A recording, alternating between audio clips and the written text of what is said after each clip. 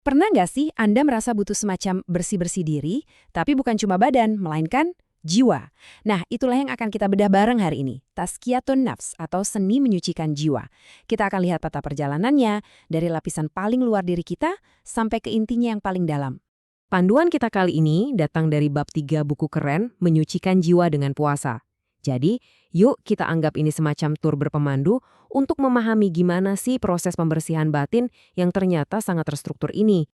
Oke, kita mulai dari sini. Jujur deh, pernah nggak sih Anda ngerasa ada sesuatu di dalam diri yang kayaknya perlu di-reset, perlu dicuci gitu secara spiritual?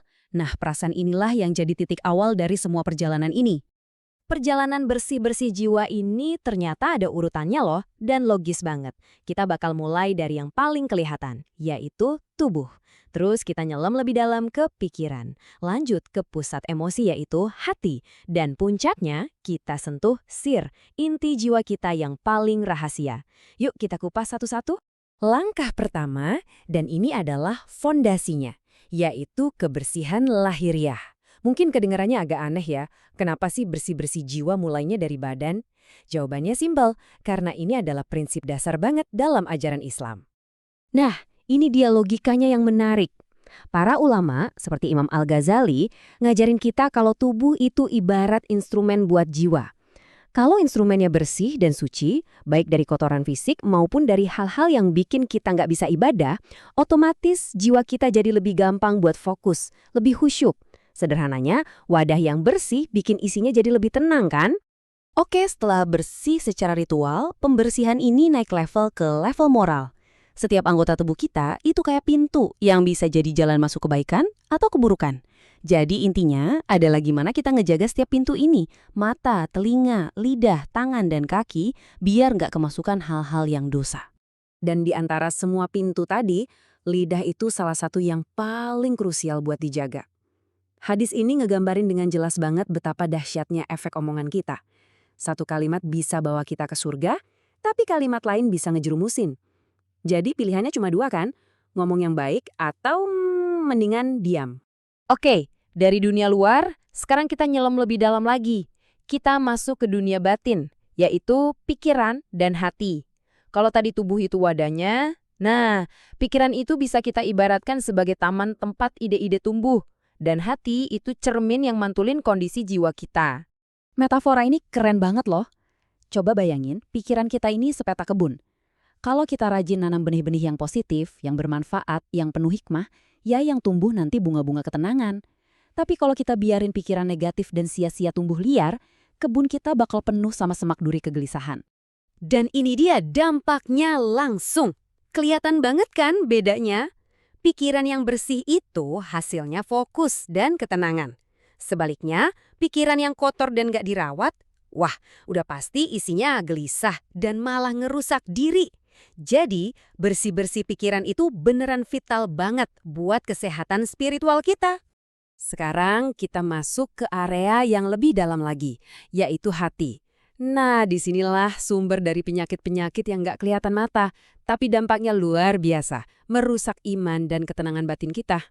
Menurut sumber kita, ada 3 penyakit utama nih. Pertama, iri, yaitu perasaan nggak enak pas lihat orang lain dapat nikmat.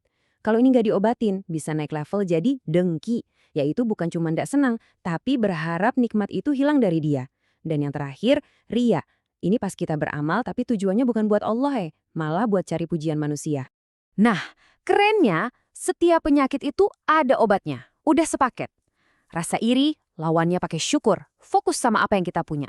Dengki, obatin dengan numbuhin kasih sayang ke sesama.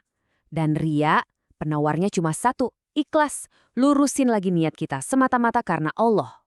Dan sekarang, kita sampai di level paling dalam dari perjalanan ini. Inilah puncaknya, membersihkan sir, inti atau rahasia terdalam dari ruh kita. Jadi, sir itu apa sih?